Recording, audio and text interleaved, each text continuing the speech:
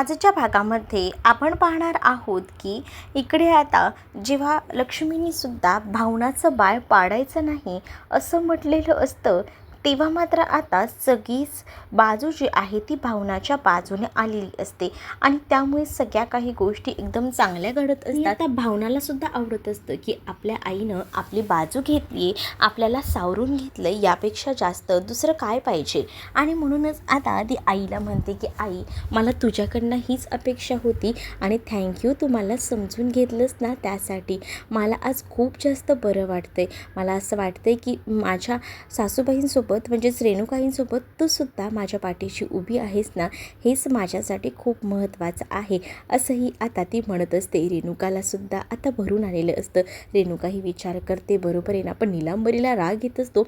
नीलांबरी आता विचार करते की आज तो योग्य पर्याय आहे की आपल्याला ना काही गोष्टी ज्या आहेत त्या हँडल करायला हव्यात योग्य पद्धतीने, आणि त्याचसाठी आता ती विचार करत असते. तर दुसरीकडे मात्र आता विश्वा जो आहे तो श्वेताला मेसेजेस करत असतो. श्वेताला विचारत असतो की ऑल ओके आहे ना, सगळं काही ठीक तर आहे ना, नाही असेल ठीक तर मला तसं सांग, असंही त्याने आता मेसेज केलेला असतो. तर इकडे श्वेताला मुद्दामूनच जयंत विचारत असतो की खरं खरं सांग, तुला कोणी बोलवलं आहे, काय केलं आहे ते आता मला सांग जरा. मग आता ती जयंतला म्हणत असते की मी काहीच नाही माझ्या मनामध्ये, मी सहज म्हणून आले होते. हो का, तू सहज म्हणून आली होतीस का? मला सगळ्या काही गोष्टी माहिती आहेत, कळलं ना. मला उगाच आहे ना चुकीचं तू समजू नकोस. मला सगळ्या काही गोष्टी कळतात, फक्त थोडा वेळ दे. मला माहिती आहे हे सगळं विश्वा आणि तू मुद्दामून घडवून आणताय. त्यावरती म्हणते की नाही, मला नोकरीची गरज होती आणि यासाठी मी नोकरीच्या शोधात होते. मग मी विचार केला की तुमच्याकडे यावं जॉबसाठी आणि म्हणूनच मी आले होते, असंही आता जयंतला ती सांगत असते. मग जयंत म्हणतो, मग एक काम कर, मला जरा दाखव तुझा रिपोर्ट. म्हणजेच आता तिने आता बायोडेटासुद्धा सोबत आणलेला असतो आणि तो सोबत आणलेला बायोडेटा ती आता दाखवू लागते. बराच वेळ झालेला असतो आणि तरीसुद्धा अजूनही श्वेता ही आतमध्ये असते आणि म्हणूनच ना खूप जास्त काळजी खरं तर इकडे असणाऱ्या या विश्वाला वाटत असते. सगळं काही ठीक तर असेल ना, असाच विचार आता तो करत असतो. त्यातच आता जयंत मुद्दामून त्या केबिनच्या बाहेर येतो आणि केबिनच्या बाहेर आल्यानंतर तो आता मुद्दामून त्याच्या केबिनला आतमधून कडी लावून टाकतो, लॉक लावून टाकतो, जेणेकरून आहे ना आता या सगळ्यांमध्ये श्वेता अडकायला हवी. श्वेताला जन्माची अद्दल घडवण्यासाठी त्याचं हे सगळे कांड सुरू असतात. आणि दुसरीकडे मात्र आता हे सगळं तर सुरूच असतं, पण आता इकडे सगळीच जण जमलेली असतात आणि तो म्हणत असतो की ह्याला तर लॉक लागलं, बघा ना तुमच्याकडे काही एक्स्ट्रा कीज वगैरे असतील तर. मुद्दामून ना तो आता असं दाखवत असतो की त्याने जे काही लॉक जो आहे ते लागलेलं आहे आणि आता किल्लीची गरज आहे, पण तो कोणाकडे तरी चावी मागत असतो. पण आता कोणाकडेच काही किल्ली वगैरे नसते आणि त्यामुळेच ना अडकल्यासारखं झालेलं असतं. श्वेताला इकडे विश्वा मेसेज करत असतो की तू काळजी करू नको, मी आहे बाहेर, मी तुला बाहेर काढण्याचा प्रयत्न करतो, असं देखील विश्वा आता सांगू लागतो. तर दुसरीकडे मात्र आता पाहायला मिळतं, श्वेता सांगत असते की लवकरात लवकर प्रयत्न कर, इथे आता मला नकोसं झालेलं आहे, असं देखील तिने आता सांगितलेलं असतं. कारण बराच वेळ ती आता आतमध्ये होती. जयंतने हे सगळं मुद्दामूनच घडवून आणलेलं होतं. तर दुसरीकडे आता आजीचं डोकं दुखत होतं, म्हणून आजीचं डोकं दाबून द्यायचं काम ना रेणुका करत होती. आता आजीला कळत नसतं की काय करावं ते, कारण कोणीच ना आजीच्या पाठीशी असं उभं राहत नव्हतं. आजीला आता भावना सिद्धूचं बाळ नको होतं, कारण तिला आता सगळ्यात आधी ना आपल्या मुलाची काळजी, संपतरावांची, आणि त्याचसाठी तिचे प्रयत्न सुरू असतात. म्हणूनच मग ती आता म्हणत असते की माझ्या संपतला काही होता कामा नये, मी आता काही झालं ना तरी शांत बसणार नाही आहे. तेवढ्यातच संपत आता तिथे आलेले असतात आणि त्यांना ही गोष्ट समजलेली असते. मग आता संपतराव म्हणू लागतात की आधी तर माझा सून आणि माझा मुलगा माझ्या जीवावर उठले होते आणि आता तर सगळीच जणं माझ्या जीवावर उठले आहेत का? म्हणजे मला कळत नाही आहे, तिच्या माहेरची लोकांना पण हेच वाटतं आहे का की तिचा निर्णय योग्य आहे, एवढा निर्णय चुकीचा असूनसुद्धा, असंही आता म्हटलं जातं. त्यावर संपतरावांना आता कसं बसं आजी शांत करायचा प्रयत्न करत असते. संपतराव म्हणतात की मला आता कधी तर असं वाटतं ना, तिला घ्यायचं हाताला धरण फरफटत घेऊन जायचं आणि हॉस्पिटलमध्ये जाऊन सांगायचं की बाळ पाडून द्या. त्यावर मात्र आजी म्हणते की अरे तू काही मूर्ख झाला आहेस का, तू काही वेडा आहेस का, असं काही करू नकोस. असं केलंस ना तर तुझं हे जे काही पद आहे ना ते धोक्यात येऊ शकतं. याचाही जरा विचार कर. घाईघाईत ना कोणतेच निर्णय घेऊ नको असं देखील आजी म्हणत असते. आजी सांगते जरा शांत डोकं ठेव आणि विचार कर. पण आता इकडे रेणुकाला कळलेलं असतं की आजी पुन्हा एकदा या बाळ पाडायचा विचार करत आहेत. म्हणूनच आता आजीना कसंबसं थांबवायला इकडे मात्र रेणुकाचा प्रयत्न चालू असतो. रेणुका आता आजीना म्हणत असते की प्लीज प्लीज असं काही चुकीचं करू नका, मी तुमच्या पाया पडते, प्लीज भावनाचं बाळ पाडू नका असं देखील आता रिक्वेस्ट करतच ती बोलत असते. नीलांबरी म्हणते की चला निशाणा अचूक लागला आहे तर, आणि म्हणूनच ना आता ती खूप जास्त अशी खुश झालेली असते. दुसरीकडे आता पाहायला मिळतं की इकडे जानू आलेली असते आणि जानूला कळतं की आतमध्ये बहुतेक आहे ना जयंत आहे, आणि म्हणूनच ना ती जयंतला सोडवायचा बाहेर काढायचा प्रयत्न करत असते. आणि तिला हे सुद्धा कळलेलं असतं की जयंत एकटा नाही तर ती मुलगीसुद्धा जयंतसोबत आहे. म्हणूनच आता जी जानू आहे ती आता जास्तच पॅनिक झालेली असते आणि ती म्हणत असते की हे सगळं काय चाललं आहे, हे सगळं व्हायला नको होतं, तुम्ही आत्ताच्या आता दार उघडा. पण आता इकडे विश्वा म्हणत असतो की तू काय एवढी हायपर होते. ती म्हणते तुम्हाला काही कळतंय का, या सगळ्यामुळे काय वाटते ते एका रँडम मुलीसोबत आतमध्ये अडकलेत, त्यामुळे त्यांची इमेज धोक्यात येऊ शकते असं देखील ती आता म्हणत असते. तिला त्या मुलीची नाही तर जयंतची पडलेली असते. दुसरीकडे मात्र आता लक्ष्मीला वरदचा कॉल आलेला असतो आणि मग श्रीनिवास म्हणतात की काय बोलत होता वरद. त्यावर वरद बोलत होता की त्या दोघांची भांडणं चाललीत आणि त्यामुळे त्याचा अभ्यास होत नाही आहे, म्हणूनच तो वैतागत होता असंही आता म्हटलं जातं. मग आता आपण काय करायचं आहे त्या सगळ्यात, तू काही विचार केला आहेस का. अहो मला तर असं वाटतं ना की काही करावं, पण आता श्रीनिवास म्हणतात की मी जाऊन पटकन वरदला घेऊन येतो, तेच आपल्यासाठी फायद्याचं राहील. पण त्यानंतर आता लक्ष्मी थांबवत असते. लक्ष्मी म्हणत असते नको वरदला बोलवायला इथे, तुम्हाला तर माहिती आहे ना त्या संतोषचा स्वभाव कसा आहे, पुन्हा आपल्याला काही बाई बोलत बसेल, त्यापेक्षा राहू दे त्याला तिथेच, ते करतील व्यवस्थित हँडल. मग आपला वरद कोणीच नाही आहे का, आपला देखील नातू आहे ना, मग आपलीसुद्धा हक्क आहेतच की त्याच्यावर. अहो तुम्ही बोलताय ते सगळं ठीक आहे, पण तुम्हाला माहिती आहे ना हो त्याची सवय कसा आहे तो. बघूया काही प्रॉब्लेममधनं मार्ग निघतो आहे का, नाहीच जर झालं तर मग आपण त्याला घेऊन येऊया असंही आता लक्ष्मी ही श्रीनिवास यांना बोलून समजावू लागते. आणि श्रीनिवासही म्हणतात की खरंच ना ह्याचं वेगळीकडे राहायला गेलं आहे तेव्हापासून जरा भांडणाचं प्रमाण वाढत चाललं आहे, कशाला भांडत बसायचं. आणि मुळात मला कळतच नाही, वीणा त्याला इतकं समजून घेते तरी तो एवढा भांडतोय. दुसरीकडे मात्र आता काही झालं तरी काही दार उघडत नसतं. खरं तर ना त्याची किल्ली जी आहे ती असते या जयंतकडे, पण जयंत कुठे उघडतोय, जयंतला ते उघडायचं नसतं आणि त्याचसाठी तो हे सगळं काही मुद्दामून करत असतो. दुसरीकडे आता जानू जी आहे ती म्हणत असते की कोणीतरी दार उघडा ना, थांबा मीच बघते की ते कुठे आहेत.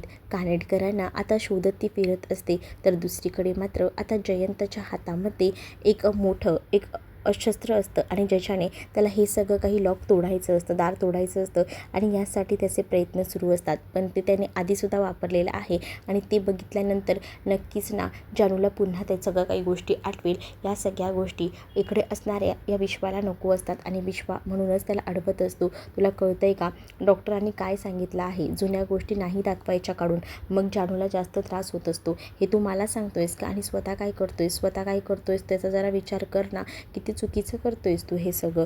हां तुला कळत आहेत का ह्या गोष्टी काही, कारण हे सगळं चुकीचं आहे. अरे मग तू मला सांगतोयस का हे सगळं चुकीचं आहे, आणि जेव्हा स्वतः करतोयस तेव्हा स्वतःही तू तेच करतोयस ना, जानूला भूतकाळातल्या गोष्टी आठवण करून द्यायचा प्रयत्न करतोयस. मग तुला काय वाटलं मला काही गोष्टी कळत नाही का, मला सगळं कळतं आहे. तुझं जे काही चाललेलं आहे ना ते तू स्वतः थांबवत नसेल तर मी का थांबवू या गोष्टी, मी काही थांबणार नाही आहे. मलासुद्धा असं वाटतं की जानूने बरं व्हावं. चल मग आता जे काही आहे ते होऊन जाऊ दे. विश्वा आणि जयंतमध्ये नुसती हाणामारी होत असते. त्या दोघांचेही हात आता काही केल्या थांबत नसतात. दुसरीकडे जानू आता इकडे यायला निघालेली असते की जयंत नेमका कुठे गेला आहे ते बघण्यासाठी. इकडे विश्वाच्या हाताला शेवटी ते शस्त्र लागतंच आणि त्यामुळे विश्वाच्या हातात रक्त येऊ लागतं. तरीसुद्धा विश्वा जयंतला थांबवायचा प्रयत्न करत असतो. जयंत आता घेऊन निघालेलाच असतो. ते जानू समोर येते आणि जानू समोर आल्यावर विचारते की तुम्ही दोघं काय करताय. त्याबरोबर जयंतच्या हातामध्ये जे शस्त्र असतं ते मागूनच आता विश्वा काढून घेते. आता जानू म्हणत असते की तुम्ही दोघं इथे काय करताय. त्याबरोबर जयंत आता जानूच्या समोर जाऊन उभा राहतो. तर आता जानू म्हणत असते की ऑल ओके ना. तर जयंत म्हणतो की हो, पण तिथे लॉक लागले, त्याचं काय करायचं. तुमच्याकडे कोणाकडेच एक्स्ट्रा की नाही का. जयंत म्हणतो खरं तर तेच बघत होतो आणि मला की सापडली आहे, चला आपण ओपन करायला जाऊया, असंही तो म्हणतो. आणि मग काय, तो आता तिला तिकडनं घेऊन जातो. आणि तेव्हाच ना त्याला खूप जास्त घाम आलेला असतो, कारण त्याला जानूला ऐन वेळेला काय उत्तर द्यावी ना हे कळत नसतं. आणि त्यामुळे सगळ्या बाजूने त्याची आता कोंडी झालेली असते. तर दुसरीकडे मात्र आता पाहायला मिळत असतं की जयंत हा जानूला म्हणतो की चला. मग इकडे विश्वाला त्रास होत असतो, तरीसुद्धा विश्वा तिथे ते सगळं घेऊन उभा असतो. तर पुढे मात्र आता जयंत जेव्हा तिथे जातो तेव्हा ते लॉक उघडतो. जेव्हा तो लॉक उघडतो ना, तेव्हा मात्र आता इकडे असणारे सगळेच जण एकमेकांकडे पाहत असतात. तर श्वेता मात्र आता बाहेर आलेली असते. श्वेता जशी बाहेर येते ना, तसं ती आता लगेचच कोणाशी काही न बोलता निघून जाते. कारण तिला माहिती आहे की हे जर काही बोलत बसले तर पुन्हा सगळ्या काही गोष्टी निघतील. आणि तिला आता ह्या आतमध्ये अडकल्यानंतर तिला आता स्वतःला वाचवायचं होतं ह्या जयंतच्या तावडीतून. कारण जयंत कसा आहे हे तिलासुद्धा माहिती होतं या आधीसुद्धा.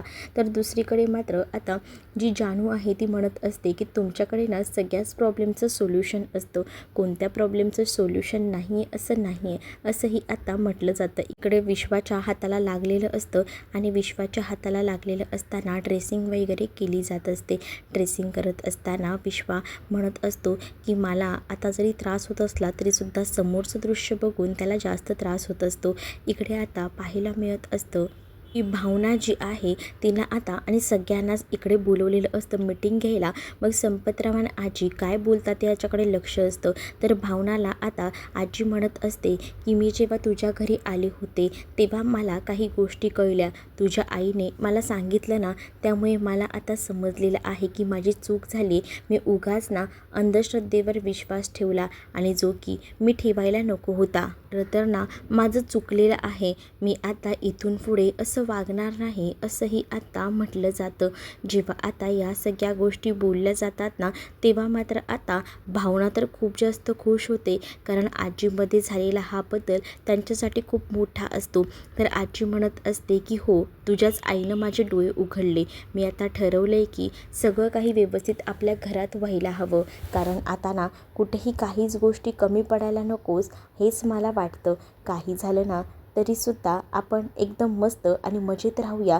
आपण एकदम छान व्यवस्थित मिळून मिसळून राहिलो की आपलं कामही व्यवस्थित होईल, असंही आता ती म्हणत असते. आणि त्याचबरोबर भावनाच्या बाळाची आता आपण जास्तीत जास्त काळजी घ्यायला हवी हेही ती आता बोलून जाते. मग भावनाला आनंद होतो. तर दुसरीकडे मात्र आता पाहायला मिळतं की इकडे भावनाचे लाड वगैरे आजी करत असते. पण या सगळ्या गोष्टी नीलांबरीला खपत नसतात. नीलांबरी आता खूपच जास्त चिडलेली असते. इकडे आता भावना आजीला म्हणत असते की आजी, तुम्हाला मी कसं थँक्यू बोलू मला खरंच कळत नाही आहे. आता माझ्या डोक्यावरचं वजन कमी झालं आहे, कारण मला आता काळजी वाटत होती. पण रेणुकाला टेन्शन आलेलं असतं. रेणुकाला कळून गेलेलं असतं की नक्कीच ना पाणी कुठेतरी मुरतं आहे. दुसरीकडे आता पाहायला भेटतं की इकडे मात्र आता आजीकडे नीलांबरी गेलेली असते. नीलांबरी आता आजीला म्हणत असते की तुम्ही काय करायचं ठरवलं आहे, म्हणजे तुम्ही खरंच त्या बाळाला जन्म देणार आहात का. त्यावर आजी म्हणते की तुला डोक्याचा भाग नसेल ना, म्हणूनच हे सगळं असं काही बोलतेस, हे मला माहिती आहे. पण जरा शांतपणाने जरा विचार कर, जरा डोकं असेल ना तर त्याचा वापर कर. दुसरीकडे आता विश्वा हा जानूला बघतो. तर जानू ही आता डायरीमध्ये काहीतरी लिहित असते. मग ही नेमकी डायरीत काय लिहित असेल हा प्रश्न आता पडलेला असतो. आणि त्यामुळेच ना इकडे तिकडे आता शोधाशोध सुरू असते. तर ती डायरीमध्ये जयंतसाठीच काहीतरी लिहित असते. त्याच वेळेला ती म्हणते की सांगा ना काय लिहिलं आहेस, पण ती काही सांगायला तयार नसते. त्यानंतर तिच्या हातात ना ती डायरी खेचून घेतल्यानंतर तो मुद्दामून तिला विचारतो. त्यावेळेस ती सांगते की या डायरीत मी जयंत म्हणजे कानेटकर सरांबद्दल लिहित होते. जेव्हा ती हे सगळं काही बोलते तेव्हा मात्र आता धक्काच बसलेला असतो विश्वाला. कारण विश्वाला माहिती आहे की हे सगळं काही कसं विचित्र घडतंय. त्यामुळे आता तो द्विधा मनस्थितीत अडकतो. दुसरीकडे आता रेणुका जी आहे ती खरं तर फोनवर बोलत असते. आणि रेणुका आता म्हणत असते की काय झालं, सगळं तर ठीक आहे ना, त्यावर रेणुकाला आता माहिती पडलेलं असतं की ह्या दोघांमध्येही भांडणं झाली आहेत, हरीश आणि त्याचसोबत सिंचनाबद्दल, आणि म्हणूनच तर फोन आलेला असतो. मग जरा मला ह्याच बोलायचं होतं, नवरा बायकोची भांडणं होतात पण ती मिटतातही ना, पण ह्यांचं भांडण काही मिटायचं नावच घेत नाही आहे. काही ना काही होतच राहतं आहे ह्यांच्यात, हे कुठेतरी थांबायला हवं असं देखील आता ती म्हणत असते. आणि जेव्हा या सगळ्या काही गोष्टी ती बोलून दाखवते तेव्हा मात्र आता ती म्हणते की आपण दोघांनी जरा यावर काहीतरी बंदोबस्त करूया. मग मला तरी आता अजून काही सुचत नाही आहे, मला काही गोष्टी सुचल्या ना का मी तुम्हाला फोन करते असं देखील रेणुका आता सांगत असते. दुसरीकडे आता जानू आणि जयंत बाहेर आलेले असतात मीटिंगसाठी, पण अजून वेळ असतो त्यामुळे ना आता जानू वाट बघत असते, पण तिला गरम खूप जास्त होत असतं. ते जयंत तिच्यासाठी नारळ पाणी घेऊन येतो. मग ती म्हणते की खरंच ना, माझ्या मनातलं तुम्ही कसं काय एवढं ओळखता, मला खरंच कधी कधी कळत नाही. म्हणजे मला सगळं जे काही हवं ते बरोबर तुमच्याकडे असतं. मग दुसरीकडे आता पाहायला मिळत असतं की इकडे जी वीणा आहे ती मुलाचा अभ्यास घेत असते, त्याला काय हवं नको ते सगळं काही बघत असते, कारण का त्याची एक्झाम जवळ आलेली आहे आणि यासाठी त्याचे सगळे काही कष्ट सुरू असतात.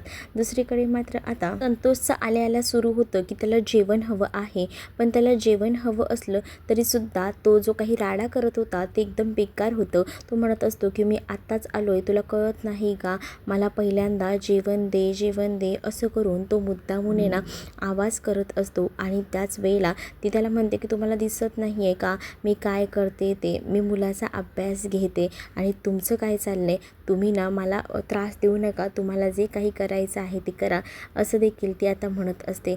पण दुसरीकडे संतोष वाद घालत असतो, मी कामावरनं आलो, मी थकून आलो आहे, मग तुला आधी मला द्यायला हवं असं करून तो वाद घालत असतो. पण त्याच्यावर वीणाचं सुद्धा उत्तर असतं, मी काही घरात बसून नसते, मीही कामं करत असते, तर तुम्हाला ह्या गोष्टी कळायला हव्यात असं बोलून तीसुद्धा आता त्याच्याबरोबर भांडू लागते.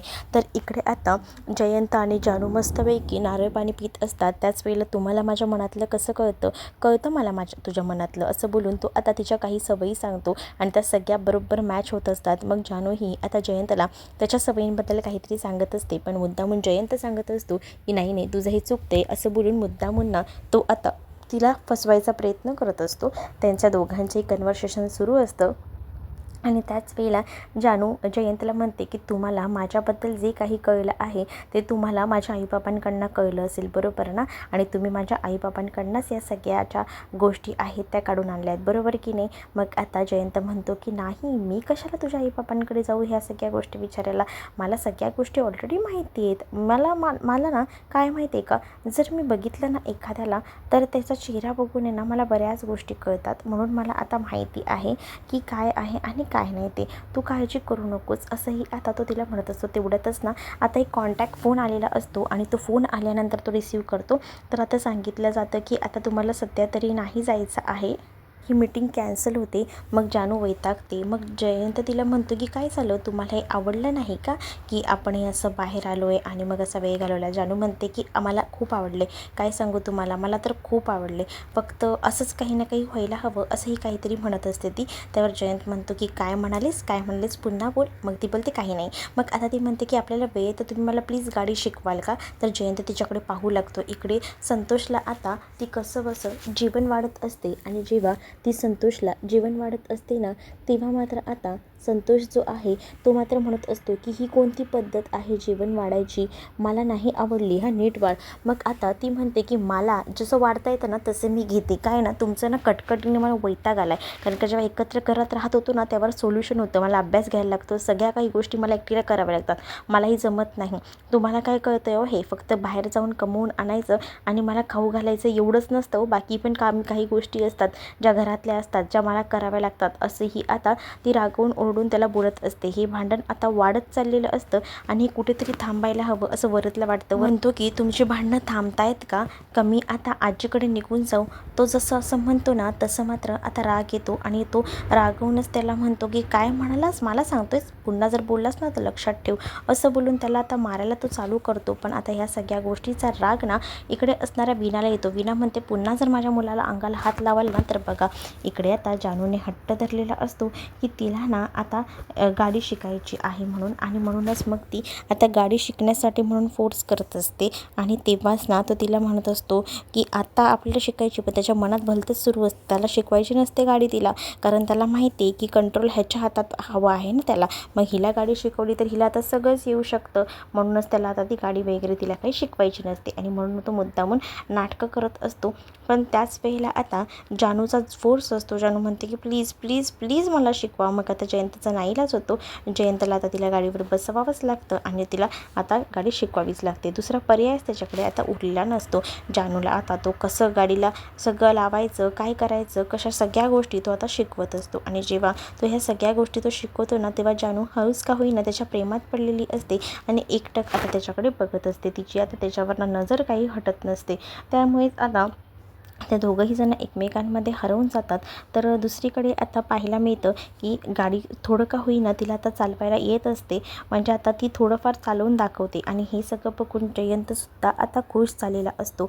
आणि जयंत म्हणतो की येते की तुम्हाला जास्त शिकायची गरजच नाही.